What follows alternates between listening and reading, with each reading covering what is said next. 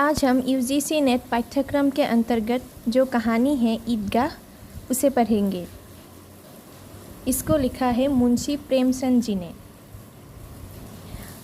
रमज़ान के पूरे 30 रोज़ों के बाद ईद आई है। कितना मनोहर, कितना सुहावना प्रभाव है। वृक्षों पर अजीब हरियाली है, खेतों में कुछ अजीब रौनक है, आसमान पर कुछ अजीब लालिमा है। आज का सूर्य देखो, कितना प्यारा, कितना शीतल है, यानी संसार को ईद की बधाई दे रहा है। गांव में कितनी हलचल है। ईदगाह जाने की तैयारियां हो रही है। किसी के कुर्ते में बटन नहीं है। पड़ोस के घर से सुई धागा लेने दौड़ा जा रहा है। किसी के जूते करे हो गए हैं। उनमें तेल डालने के लिए तेली के घर पर भागा जाता है। जल्दी जल्दी बैलों को सानी पानी दे दे। ईदगाह से लौटते लौटते दोपहर हो जाएगी। 3 कोस का पैदल रास्ता, फिर सैकड़ों आदमियों से मिलना भेजना। दोपहर के पहले लौटना असंभव है। लड़के सबसे ज़्यादा प्रसन्न हैं। किसी ने एक रोज़ा रखा है, वह भी दोपहर तक। किसी ने वह भी नहीं, लेकिन ईदगाह जाने की खुशी उनके हिस्से की चीज़ है। रोज़े बड़े बूढ़े के लिए होंगे, इनके लिए तो ईद है। रोज़ ईद का नाम रटते थे, आज वह आ गई। अब जल्दी पड़ी है कि लोग ईदगाह क्यों नहीं चलते। इन्हें गृहस्थी चिंताओं से क्या प्रयोजन। सेवइयों के लिए दूध और शक्कर घर में है या नहीं, इनकी बला से ये तो सबैया खाएंगे। वह क्या जाने कि अब्बाजान क्यों बदहवास चौधरी कायम अली के घर दौड़े जा रहे हैं। उन्हें क्या खबर कि चौधरी आंखें बदल ले तो यह सारी ईद मुहर्रम हो जाए। उनकी अपनी जेबों में तो कुबेर का धन भरा हुआ है। बार बार जेब से अपना खजाना निकाल कर गिनते हैं और खुश होकर फिर रख लेते हैं। महमूद गिनता है, 1 2 10 12। उसके पास 12 पैसे हैं। मोहसिन के पास 1 2 3 8 9 15 पैसे हैं। इन्हीं अनगिनती पैसों से अनगिनती चीज़ें लाएंगे, खिलौने, मिठाइयाँ, बिगुल, गेंद और जाने क्या क्या। और सबसे ज़्यादा प्रसन्न है हामिद। वह 4-5 साल का गरीब सूरत दुबला पतला लड़का, जिसका बाप गत वर्ष हैजे के भेंट हो गया और माँ ना जाने क्यों पीली होती होती एक दिन मर गई। किसी को पता क्या बीमारी है। कहती तो कौन सुनने वाला था। दिल पर जो कुछ बीतती थी वह दिल में ही सहती थी, और जब न सहा गया तो संसार से विदा हो गई। अब हामिद अपनी बूढ़ी दादी आमीना की गोद में सोता है और उतना ही प्रसन्न है। उसके अब्बाजान रुपए कमाने गए हैं, बहुत सी थैलियाँ लेकर आएंगे। अम्मी जान अल्लाह मियाँ के घर से उसके लिए बड़ी अच्छी अच्छी चीज़ें लाने गई है, इसलिए हामिद प्रसन्न है। आशा तो बड़ी चीज़ है, और फिर बच्चों की आशा, उनकी कल्पना तो राई का पर्वत बना लेती है। हामिद के गाँव में जूते नहीं हैं, पाँव में जूते नहीं हैं, सिर पर एक पुरानी थुरानी टोपी है जिसका गोता काला पड़ गया है, फिर भी वह प्रसन्न है। जब उसके अब्बाजान थैलियाँ और अम्मीजान नियामतें लेकर आएंगी तो वह दिल से अरमान निकाल लेगा। तब देखेगा मोहसिन, नूरे और सम्मी कहाँ से उतने पैसे निकालेंगे। अभागिन आमीना अपनी कोठरी में बैठी रो रही है। आज ईद का दिन, उसके घर में दाना नहीं। आज आबिद होता तो क्या इसी तरह ईद आती और चली जाती। इस अंधकार और निराशा में वह डूबी जा रही है। किसने बुलाया था इस निगोरी ईद को। इस घर में उसका काम नहीं, लेकिन हामिद, उसे किसी के मरने जीने के क्या मतलब। उसके अंदर प्रकाश है, बाहर आशा। विपत्ति अपना सारा दलबल लेकर आए, हामिद के अंदर भरी चितवन उसका विध्वस्त कर देगी। हामिद भीतर जाकर दादी से कहता है, तुम डरना नहीं अम्मा, मैं सबसे पहले आऊँगा। बिल्कुल ना डरना। अमीना का दिल कसोत रहा है। गांव के बच्चे अपने अपने बाप के साथ जा रहे हैं। हामिद का बाप आमीना के सिवा और कौन है, उसे कैसे अकेले मेले जाने दे। उस भीड़ भाड़ से बच्चा कहीं खो जाए तो क्या हो। नहीं, अमीना उसे यूं न जाने देगी। नन्ही सी जान 3 कोस चलेगा कैसे, पैर में छाले पड़ जाएंगे, जूते भी तो नहीं है। वह थोड़ी थोड़ी दूर पर उसे गोद में ले लेती, लेकिन यहाँ सवैया कौन पकाएगा। पैसे होते तो तोलते लोते लोते सब सामग्री जमा करके चटपट बना लेती। यहाँ तो घंटों चीज़ें जमा करते लगेंगी। मांगे का ही तो भरोसा ठहरा।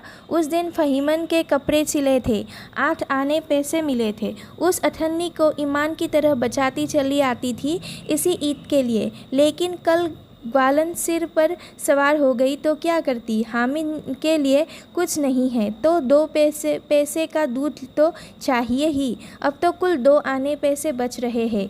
3 पैसे हामिद की जेब में, 5 अमीना के बटुए में। यही तो हिसाब में बिसात है। और ईद क्या त्योहार, अल्लाह ही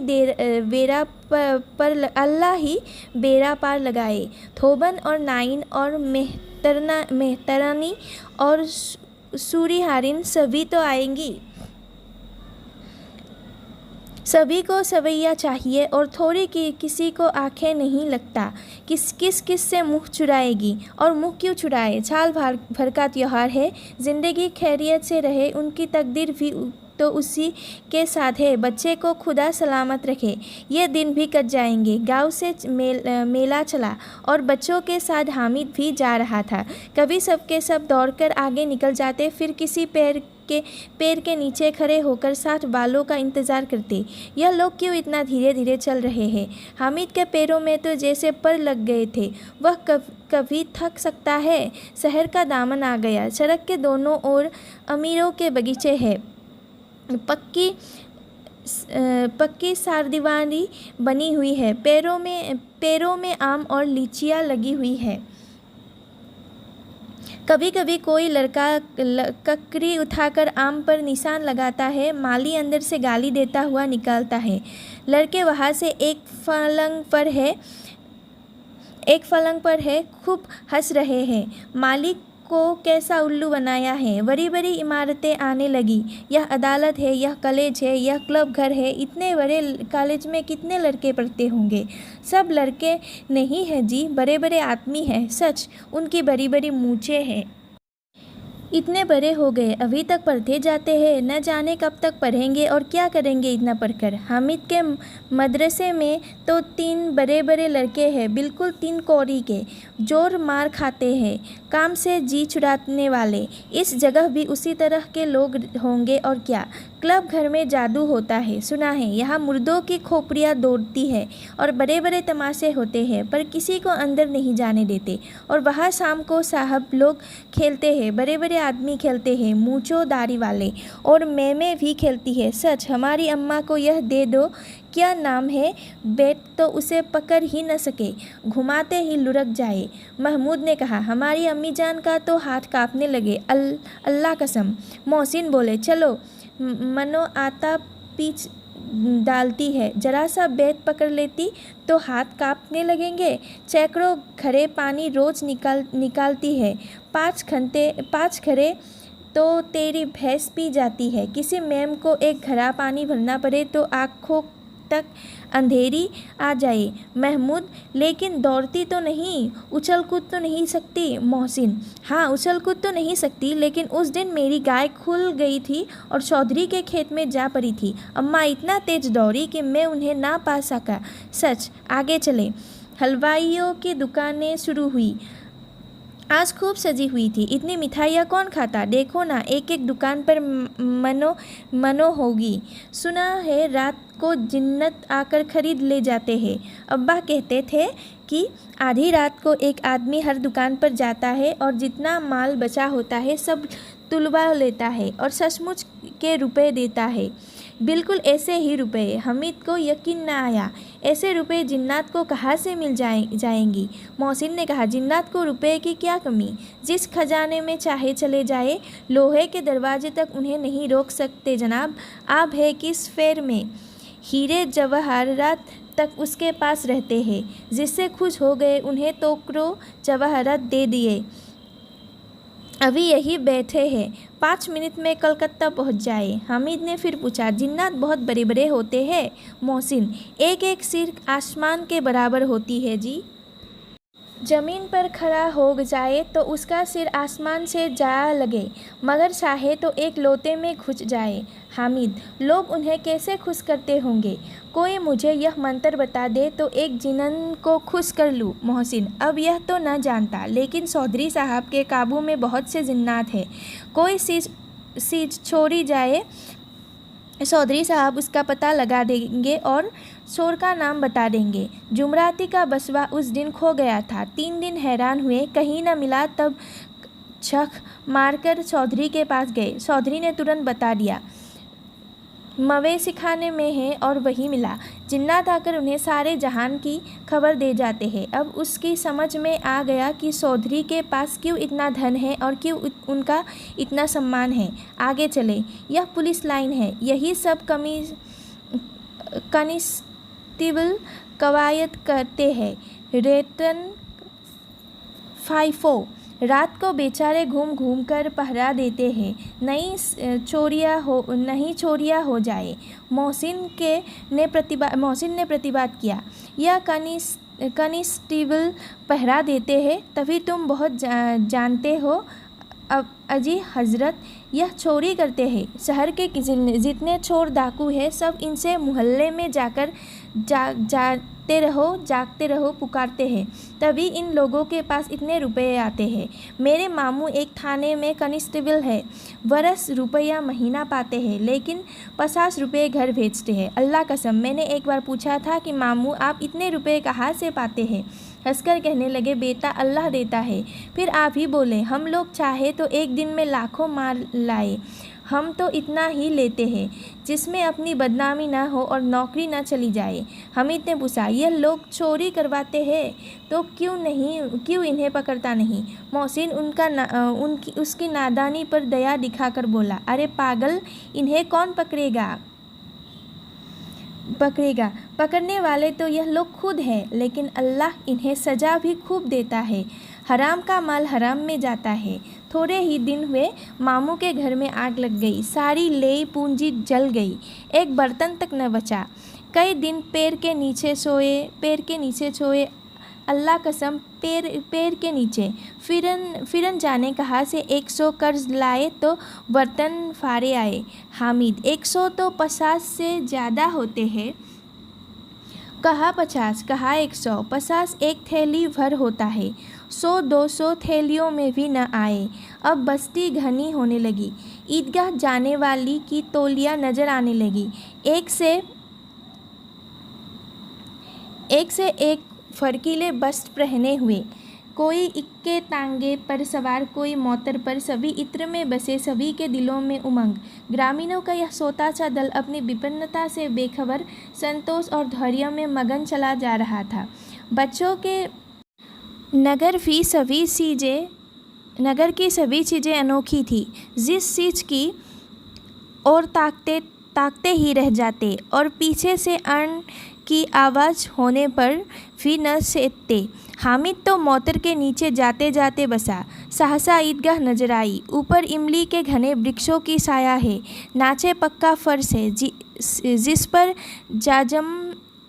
जाजम खींचा हुआ है, और रोजेदारों की पंक्तियाँ एक से एक के पीछे एक न जाने कहाँ तक चली गई है, पक्की जगत के नीचे तक, जहाँ जाजम भी नहीं है। नए आने वाले आकर पीछे के कतार में खड़े हो जाते हैं। आगे जगह नहीं है। यहाँ कोई धन और पद नहीं देखता। इस्लाम की निगाह में सब बराबर है। इन ग्रामीणों ने भी वजू किया है और पिछली पंक्ति में खड़े हो गए। कितना सुंदर संचालन है, कितनी सुंदर व्यवस्था। लाखों सिर एक साथ सिजदे में झुक जाते हैं, फिर सबके सब एक साथ खड़े हो जाते हैं, एक साथ झुकते हैं और एक साथ खड़े हो जाते हैं, एक साथ खड़े हो जाते हैं, एक साथ झुकते हैं और एक साथ खड़े हो जाते हैं। कई बार यही क्रिया होती है, जैसे बिजली की लाखों बत्तियाँ एक साथ प्रदीप्त हो और एक साथ बुझ जाए, और यही क्रम चलता रहे। कितना अपूर्व दृश्य था, जिसकी सामूहिक क्रियाएं विस्तार और अंततः हृदय को श्रद्धा, गर्व, आत्मानंद से भर देती थी। मानो भातृत्व का एक सूत्र इन समस्त आत्माओं को एक लड़ी में पिरोए हुए है। नमाज खत्म हो गया, लोग आपस में गले मिल रहे थे। तब मिठाई और खिलौने की दुकान पर थाबा होता है। ग्रामीणों का यह दल एक विषय में बालकों से कम उत्साही नहीं है। यह देखो, हिंदोला है, एक पैसा देकर चढ़ जाओ, अभी आसमान पर जाते हुए मालूम होंगे, कभी ज़मीन पर गिरते हुए। यह सरखी है, लकड़ी की हाथी घोड़े ऊँट सरों से लगते हुए है। एक पैसा देकर बैठ जाओ और 25 शक्करों का मजा लो। महमूद और मोहसिन और नूरे और सम्मी इन घोड़ों और ऊँटों पर बैठते हैं। हामिद दूर खड़ा है। 3 ही पैसे तो उसके पास है। अपने कोष का 1/3 जहाज़ा शक्कर खाने के लिए नहीं दे सकता। सब सरखियों से उतरते हैं। अब खिलौने लेंगे। अधर दुकानों की कतार लगी हुई है। तरह तरह के खिलौने हैं। सिपाही और गुजरिया, राज और बकी, फिस्टी और थोबिन और साधु। वाह, कितने सुंदर खिलौने हैं। अब बोला ही चाहते हैं। महमूद सिपाही लेता है, खाकी वर्दी और लाल पगड़ी वाला, कंधे पर बंदूक रखे हुए। मालूम होता है अभी कवायद किए चला जा रहा है। मोहसिन को फिस्ती पसंद आया। कमर झुकी हुई है, ऊपर मशक रखे हुए है। मशक का मुंह एक हाथ से पकड़े हुए है। कितना प्रसन्न है, शायद कोई गीत गा रहा है। बस मशक से पानी ओरेला ही चाहता है। नूरे को वकील से प्रेम है। कैसे विद्वता है उसके मुख पर। काला चोखा, नीचे सफ़ेद अशकन के सामने की जेब में घड़ी, सुनहरी जंजीर, एक हाथ में कानून का पोथा लिए हुए। मालूम होता है अभी किसी अदालत से ज़िरा या बहस किए चले आ रहे हैं। यह सब 2-2 पैसों के खिलौने हैं। हामिद के पास कुल 3 पैसे हैं। इतने महंगे खिलौने वह कैसे ले। खिलौने नहीं, हाथ से छूट पड़े तो चूर चूर हो जाए, जरा पानी पड़े तो सारा रंग घुल जाए। ऐसे खिलौने लेकर वह क्या करेगा, किस काम के। मोहसिन कहता है मेरा भिस्ती रोज़ पानी दे जाएगा, साज सवेरे महमूद और मेरा सिपाही घर का पहरा देगा। कोई चोर आएगा तो फ़ौरन बंदूक से फैर कर देगा। नूरे और मेरा वकील खूब मुकदमा लड़ेगा। सम्मी और मेरी धोबिन रोज़ कपड़े धोएगी। हामिद खिलौनों की निंदा करता है। मिट्टी ही के तो है, गिरे तो चकनाचूर हो जाए। लेकिन ललचाई हुई आंखों से खिलौनों को देख रहा है और चाहता है कि जरा देर के लिए उन्हें हाथ में ले सकता। उसके हाथ अनाशय ही लपकते हैं। लेकिन लड़के इतने त्यागी नहीं होते हैं, विशेषकर अब अभी नया शौक़ है। हामिद ललचाता रहता है। खिलौनों के बाद मिठाइयाँ आती है। किसी ने रेवड़ियाँ ली है, किसी ने गुलाब जामुन, किसी ने सोहन हलवा। मज़े से खा रहे हैं। हामिद बिरादरी से पृथक है। अभागे के पास 3 पैसे है, क्यों नहीं कुछ लेकर खाता। ललचाई आँखों से सबक और देखता है। मोहसिन कहता है हामिद रेवड़ी ले जा, कितनी खुशबूदार है। हामिद को संदेह हुआ, ये केवल क्रूर विनोद है। मोहसिन इतना उदार नहीं है, लेकिन यह जानकर भी वह उसके पास जाता है। मोहसिन दोने से एक रेवड़ी निकालकर हामिद की ओर बढ़ाता है। हामिद हाथ फैलाता है। मोहसिन रेवड़ी अपने मुंह में रख लेता है। महमूद, नूरे और सम्मी खूब तालियां बजा कर हंसते हैं। हामिद खिसिया जाता है। मोहसिन, अच्छा अब की ज़रूर देंगे हामिद, अल्लाह कसम ले जा। हामिद रखे रहो, क्या मेरे पास पैसे नहीं है। सम्मी, 3 ही पैसे तो है, 3 पैसे में क्या क्या लोगे। महमूद, हमारे गुलाब जामुन ले जाओ हामिद। मोहसिन बदमाश है। हामिद, मिठाई कौन बड़ी नेमत है, किताब में इसकी कितनी बुराइयाँ लिखी है। मोहसिन, लेकिन दिल में कह रहे होंगे कि मिले तो खा ले, अपने पैसे क्यों नहीं निकालते। महमूद, समझते हैं इसकी चालाकी। जब हमारे सारे पैसे खर्च हो जाएंगे तो हमें ललचा कर खाएगा। मिठाइयों के बाद कुछ दुकानें लोहे की चीज़ों की, कुछ गिलत और कुछ नकली गहनों की। लड़कों के लिए यहाँ कोई आकर्षण न था। वे सब आगे बढ़ जाते हैं। हामिद लोहे की दुकान पर रुक जाता है। एक सिमटे रखे हुए हैं। उसे ख्याल आया, दादी के पास सिमटा नहीं है। तवे में रोटियां उतारती है तो हाथ जल जाती है। अगर वह सिमटा ले जाकर दादी को दे दे तो वह कितना प्रसन्न होगी। फिर उसकी उंगलियां कभी न जलेगी। घर में एक काम की चीज़ हो जाएगी। खिलौनों से क्या फ़ायदा, व्यर्थ में पैसे खराब होते हैं।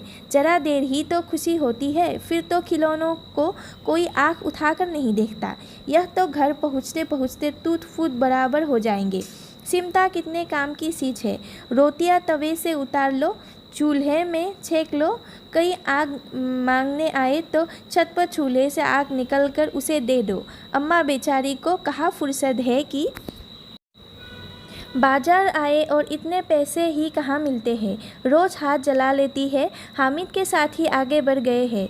सविल पर सबके सब शरबत पी रहे हैं। देखो सब कितने लालची है। इतनी मिठाइयाँ ली, मुझे किसी ने एक भी न दी। उस पर कहते हैं मेरे साथ खेलो, मेरा यह काम करो। अब अगर किसी ने कोई काम करने को कहा तो पूछूंगा, खाइए मिठाइयाँ, आप मुँह सड़ेगा, फेरो फुन्नियाँ निकालोगी, आप ही जवान चतोरी हो जाएगी। तब घर से पैसे चुराएंगे और मार खाएंगे। किताब में झूठी बातें थोड़ी ही लिखी है, मेरी जबान क्यों खराब होगी। अम्मा सिमटा देखते ही दौड़कर मेरे हाथ से ले लेंगी और कहेंगी, मेरा बच्चा अम्मा के लिए सिमटा लाया है, कितना अच्छा लगा है।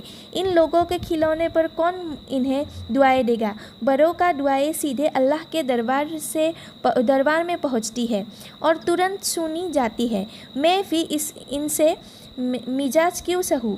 मैं गरीब सही, किसी से कुछ मांगने तो नहीं जाते। आखिर अब्बा जान कभी न कभी आएंगे, अम्मा भी आएंगे ही। फिर इन लोगों से पूछूंगा कितने खिलौने लोगे। एक एक को टोकरियाँ खिलौने दूँ और दिखाऊँ कि दोस्तों के साथ इस तरह का सलूक किया जाता है। यह नहीं कि एक पैसे की रेबड़ियाँ ली तो चिरा कर खाने लगे। सबके सब हंसेंगे कि हामिद ने सिमटा लिया है। हंसे मेरी वजह से। उसने दुकानदार से पूछा, यह सिमटा कितने का है।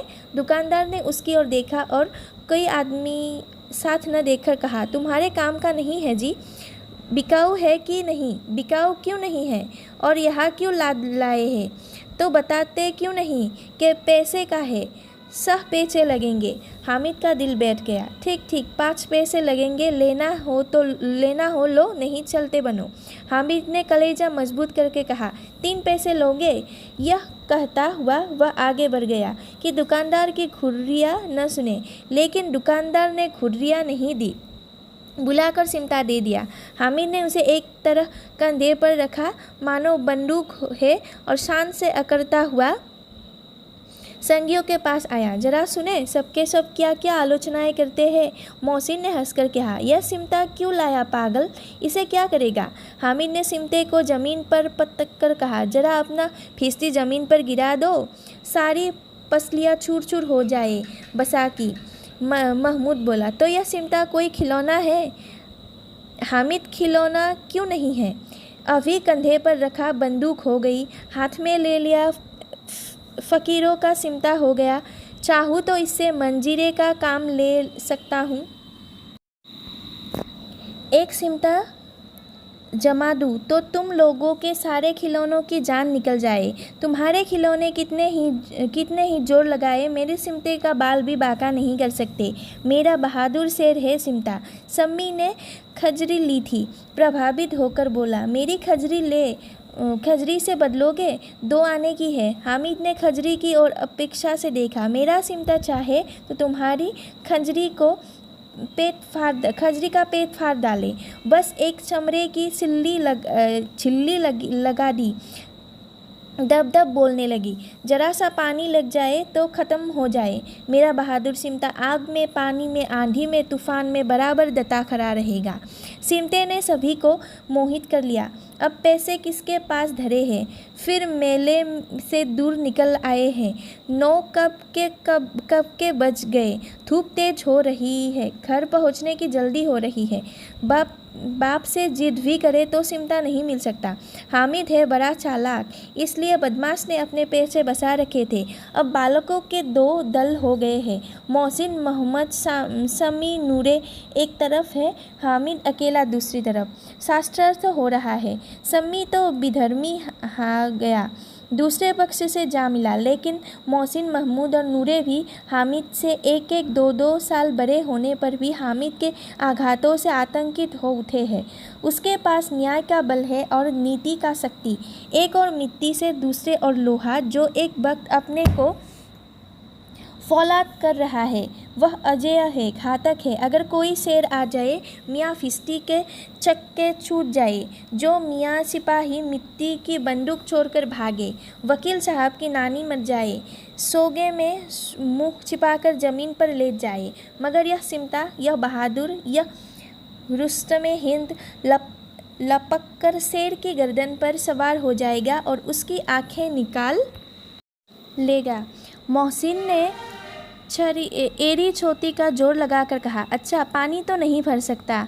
हामिद ने सिमटे को सीधा खड़ा करके कहा, फिस्टी को एक दांत बताएगा तो दौड़ा हुआ पानी लाकर उसके द्वार पर छिड़कने लगेगा। मोहसिन परास्त हो गया, पर महमूद ने कुमुक पहुंचाई, अगर बचा पकड़ जाए तो अदालत में बंधे बंधे फिरेंगे, तब तो वकील साहब के पैरों पड़ेंगे। हामिद एक प्रबल तर्क का जवाब न दे सका। उसने पूछा, हमें पकड़ने कौन आएगा? नूरे ने अकड़ कर कहा, यह सिपाही बंदूक वाला। हामिद ने मुँह सिरा कर कहा, यह बेचारे हम बहादुर रुस्तमे हिंद को पकड़ेंगे। अच्छा लाओ, अभी जरा कुश्ती खो जाए, इसकी सूरत देखकर दूर से भागेंगे। पकड़ेंगे क्या बेचारे? मोहसिन को एक नई सोच सूझ गई। तुम्हारे सिमटे का मुँह रोज आग में जलेगा। उसने समझा था कि हामिद लाजवाब हो जाएगा, लेकिन यह बात न हुई। हामिद ने तुरंत जवाब दिया, आग में बहादुर ही कूदते हैं जनाब। तुम्हारे यह वकील, सिपाही और फिस्ती लौंडियों की तरह घर में घुस जाएंगे। आग में वह काम है जो यह रुस्तमे हिंद ही कर सकता है। महमूद ने एक जोर लगाया, वकील साहब कुर्सी मेज पर बैठेंगे, तुम्हारा सिमटा तो बावर्ची खाने में ज़मीन पर पड़ा रहने के सिवा और क्या कर सकता है। इस तर्क ने सम्मी और नूरे को भी सजी कर दिया। कितने ठिकाने की बात कही है पत्ते ने। सिमटा बावर्ची खाने में पड़ा रहने के सिवा और क्या कर सकता है। हामिद को कोई फरकता हुआ जवाब न सूझा, तो उसने धंधली शुरू की, मेरा सिमटा बावर्ची खाने में नहीं रहेगा। वकील साहब कुर्सी पर बैठेंगे तो जाकर उन्हें ज़मीन पर पटक देगा और उनका कानून उसके पेट में डाल देगा। बात कुछ बनी नहीं, गाली गलौज थी, लेकिन कानून को पेट में डालने वाली बात छा गई। ऐसी छा गई कि तीनों सुरमा मुँह ताकते रह गए, मानो कोई धेलसा कान कौवा किसी गंदे वाले कनकुए को काट गया हो। कानून मुँह से बाहर निकालने वाली चीज़ है, उनको पेट के अंदर डाल दिया। जाना बेतुकी सी बात होने पर भी कुछ नयापन रखती है। हामिद ने मैदान मार लिया। उनका सिमटा रुस्तमे हिंद है। अब इसमें मोहसिन, महमूद, नूरे, सम्मी किसी को भी आपत्ति नहीं हो सकती। विजेता को हराने वाले से जो सत्कार मिलना स्वाभाविक है, वह हामिद को भी मिला। औरों ने 3-3, 4-4 आने पैसे खर्च किए, पर कोई काम की चीज़ न ले सके। हामिद ने 3 पैसों में रंग जमा लिया। सच ही तो है, खिलौनों का क्या भरोसा, टूट फूट जाएंगे। हामिद का सिमटा तो बना रहेगा बरसों। संधि की शर्तें तय होने लगी। मोहसिन ने कहा, जरा अपना सिमटा दो, हम भी देखें। तुम हमारा भिस्ती लेकर देखो। महमूद और नूरे ने भी अपने अपने खिलौने पेश किए। हामिद को इन शर्तों को मानने में कोई आपत्ति ना थी। सिमटा बारी बारी से सबके हाथ में गया और उनके खिलौने बारी बारी से हामिद के हाथ में आए। कितने खूबसूरत खिलौने हैं। हामिद ने हारने वालों की आंसू पोंछे, मैं तुम्हें सिरा रहा था। सच, यह सिमटा भला इन खिलौनों की क्या बराबर करेगा। मालूम होता है अब बोले। लेकिन मोहसिन की पार्टी को इस दिलासे से संतुष्ट नहीं होता। सिमटे का सिलका खूब खूब बैठ गया। सिल्का हुआ टिकट अब पानी से नहीं टूट रहा है मोहसिन, लेकिन इन खिलौनों के लिए कोई हमें दुआ तो न देगा? महमूद, दुआ को लिए फिरते हो, उल्टे मार न पड़े। अम्मा ज़रूर कहेंगी कि मेले में यही मिट्टी के खिलौने मिले।